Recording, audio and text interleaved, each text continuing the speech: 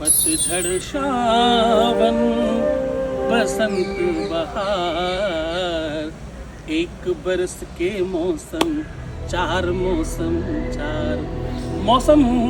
ये जो सावन और भादव है ना, ये एक्चुअली बहुत प्रेम का मौसम है। इसमें बहुत खुशहाली, बहुत प्रसन्नता और बहुत आनंद दिखता है।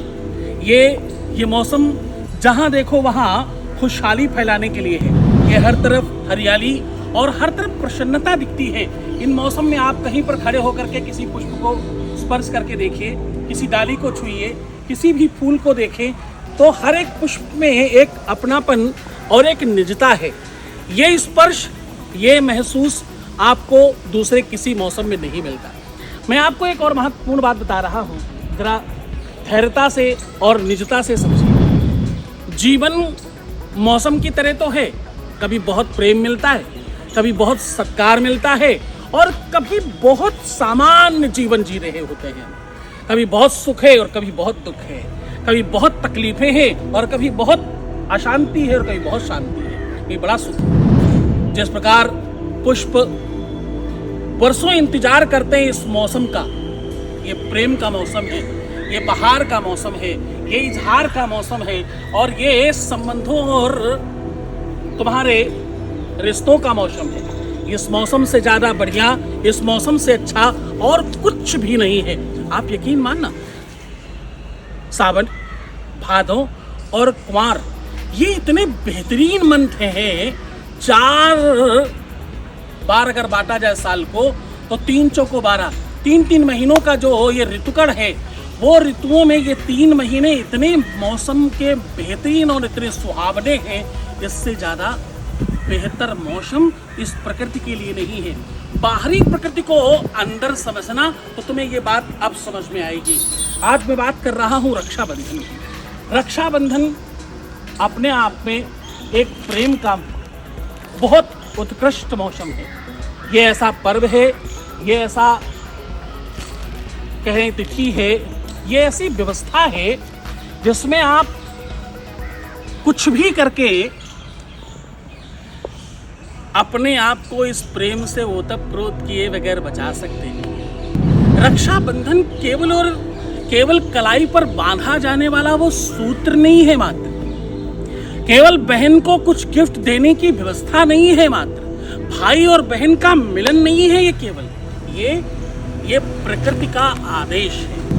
एक ही कोख से जन्मे हुए 2 अलग अलग वृक्ष, एक स्त्री तत्व को रिप्रेजेंट करती है और पुरुष तत्व को रिप्रेजेंट करता है। स्त्री और पुरुष के इस भाव को जहाँ बहन और भाई कहा जाता है, ये ऐसी निजता का, ऐसी परंपरागत व्यवस्था का पर्व है जिसे रक्षा बंधन कहते हैं। नाम से, तिथियों से, कहानियों से तुमने समझा है कि भाई ये यमराज के से जुड़ी हुई कहानी है, ये पाताल में बैठे बलि से जुड़ी हुई कहानी है, लेकिन आपको एक इससे इतर हटकर बात बता रहा हूँ। रक्षाबंधन एक कोख को पवित्र करने का आपका पर्व है। रक्षाबंधन माता पिता से मिले हुए संस्कारों का बंधन है। ये रक्षाबंधन ये बताता और ये जताता है कि तुम्हारे जीवन में सुख कितना होगा। रक्षाबंधन ये बताता है कि तुम्हारे जीवन में परवरिश क्या क्या सूत्र है, तुमने कैसे परवरिश पाई है और तुमने क्या अपने आप में बनाया है। रक्षाबंधन ये बताता है कि तुम इंसान कैसे हो। रक्षाबंधन ये बताता है कि तुम्हारा जीवन तुम कैसे चाहते हो भविष्य में। रक्षाबंधन ये बताता है कि तुम अपने जीवन में भविष्य कहाँ और किस तरह देख रहे हो। रक्षाबंधन ये बताता है कि आप अपनी बहन को नहीं, अपनी बेटी को अथवा अपने बेटे के बहन को अथवा आने वाली और संततियों में प्रेम कितना चाहते हो। ये वो जड़ है जहाँ जितनी खाद पास डाली जाए, वृक्ष उतना हरियाली वाला होगा, उतना पुष्पित और पल्लवित और फलित होगा। एक बिटिया अपने घर से वैसे तो कुछ नहीं ले जाती, कुछ संपत्ति, कुछ थोड़े से पैसे दहेज के रूप में, लेकिन बहुत सारा लाड चाहती है, बहुत सारा प्यार चाहती है। माँ न होने के बाद पता है, एक भाई ही तो है माँ बाप के बाद जो उसका आखिरी रिश्ता है, आखिरी बंधन है, वो धागों की तरह बसता है। जब तक माँ बाप हैं तब तक तो वटवृक्ष की तरह जुड़ी हुई है वो बिटिया, तब तक तो उसका मायका है। लेकिन जब माँ बाप ना हो ना तो बस वो कुछ डोरी बंधी हुई है भाई के साथ। वो डोरी अगर मजबूत हो तो सावन के झूले की तरह काम आएगी।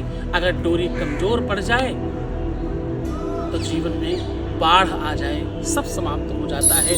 उसका पूर्व, उसकी जड़, उसका मायका, उसका संबंध सब खत्म हो जाता है। इस बार रक्षाबंधन में हल्दी और चूने से तिलक करिएगा। तिलक करने के लिए रोली की जगह हल्दी और चूने का प्रयोग करना चाहिए। और दूसरा, प्रयास करो अपने हाथों से भगिनियों बहनों, अपने हाथों से कच्चे सूत की राखी बनाकर जरूर बांधना। ये बाजार वाली राखी तो तुम हर बार बांध देती हो, इससे प्रेम नहीं बनता। अपने हाथों से एक सूत्र बनाने में तुम्हें कोई बहुत मुश्किल बात नहीं। तुमने दुनिया बनाई है, भोजन बनाते हो, घर बनाते हो, घर सजाते हो, दुनिया भर के काम करते हो। एक रक्षाबंधन का सूत्र बनाने में तुम्हें कितना ही समय लगने वाला। इसे कच्चे सूत के साथ, रेशम के धागों के साथ पिरो कर बनाओ। बढ़िया तरीके से राखी अपने हाथों से बना करके इस बार पिरोइए और बनाइए।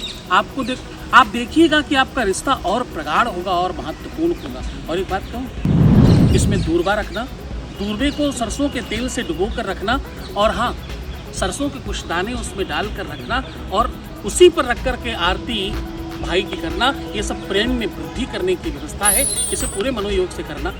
देखना अगली बार का जो वर्ष है वो तुम्हारा भाई बहन के प्रेम में और ज़्यादा बड़ा होगा और ज़्यादा विशाल और खास होगा।